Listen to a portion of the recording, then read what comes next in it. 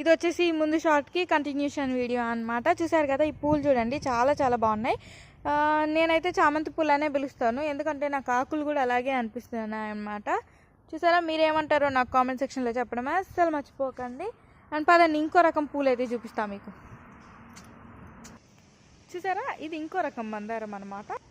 ఇది వచ్చేసి light pink colour. ఎండలో తీస్తున్నాను, మేబీ క్యాప్చర్ అవుతుందో లేదో అయితే అర్థం కాలేదు. ఇది లైట్ పింక్ కలర్ అనమాట మందారం పూలు.